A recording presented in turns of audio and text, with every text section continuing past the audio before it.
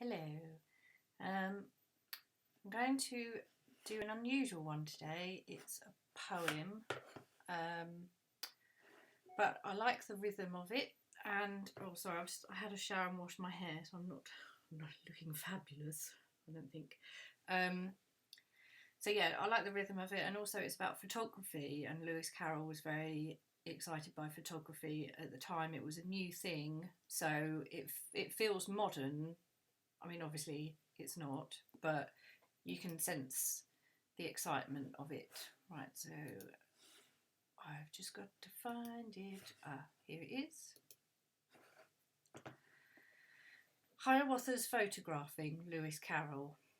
I don't think he meant anything funny by calling it Hiawatha, but who knows. In an age of imitation, I can claim no special merit for this slight attempt at doing what is known to be so easy.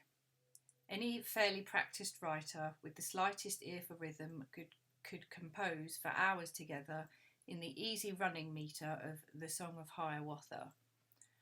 Having then distinctly stated that I challenge no attention in the following little poem to its merely verbal jingle, I must beg the candid reader to confine his criticism to its treatment of the subject. Okay, that was his little intro. From his shoulder Hiawatha took the camera of rosewood, made of sliding, folding rosewood, neatly put it all together. In its case it lay compactly, folded into nearly nothing, but he opened out the hinges, pushed and pulled the joints and hinges, till it looked all squares and oblongs like a complicated figure in the second book of Euclid. This he perched upon a tripod, crouched beneath its dusky cover, stretched his hand, enforcing silence, said, "Be motionless, I beg you." Mystic awful was the process. All the family in order sat before him for their pictures. Each in turn, as he was taken, volunteered his own suggestions, his ingenious suggestions. First the governor, the father, he suggested velvet curtains, looped about a massy pillar, and the corner of a table, of a rosewood dining table. He would hold a scroll of something, hold it firmly in his left hand. He would keep his right hand buried, like Napoleon, in his waistcoat. He would contemplate the distance with a look of pensive meaning, as of ducks that die in tempests.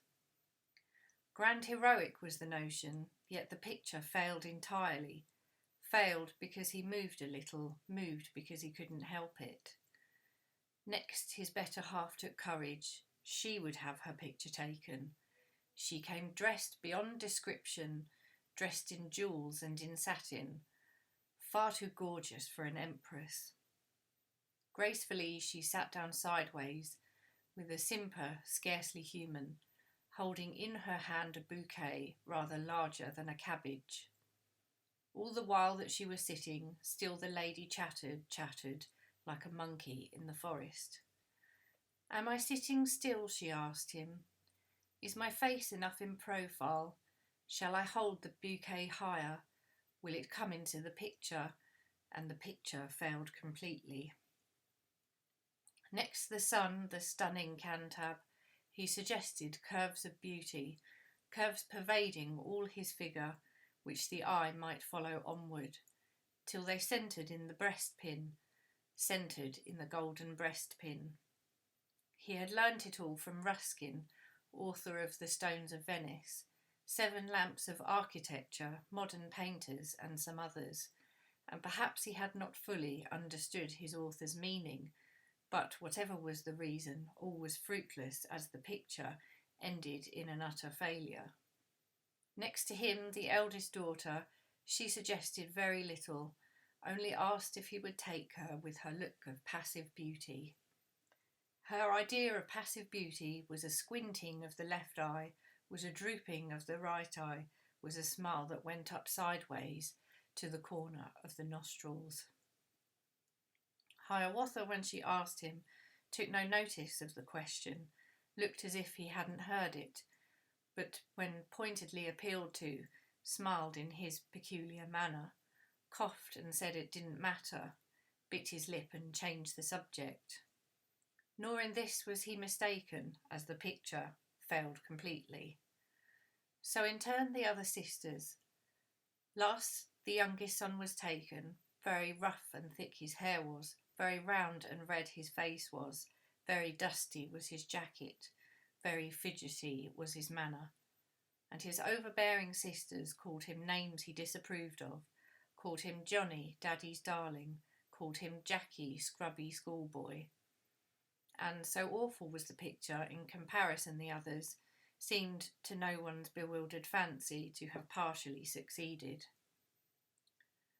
Finally my Hiawatha tumbled all the tribe together, grouped is not the right expression, and as happy chance would have it, did at last obtain a picture where the faces all succeeded. Each came out a perfect likeness. Then they joined and all abused it, unrestrainedly abused it, as the worst and ugliest picture they could possibly have dreamed of, giving one such strange expressions, sullen, stupid, pert expressions. Really anyone would take us, anyone that didn't know us, for the most unpleasant people. Hiawatha seemed to think so, seemed to think it not unlikely. Altogether rang their voices, angry, loud, discordant voices, as of dogs that howl in concert, as of cats that wail in chorus. But my Hiawatha's patience, his politeness and his patience, unaccountably had vanished, and he left that happy party. Neither did he leave them slowly, with the calm deliberation, the intense deliberation of a photographic artist, but he left them in a hurry, left them in a mighty hurry, stating that he would not stand it, stating in emphatic language what he'd be before he'd stand it.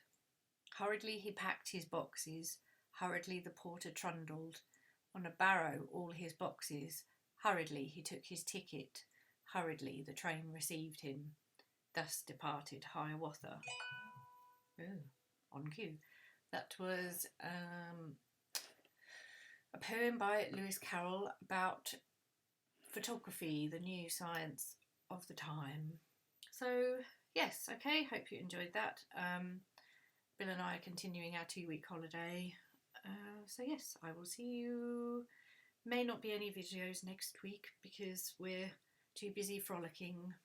Okay, bye bye.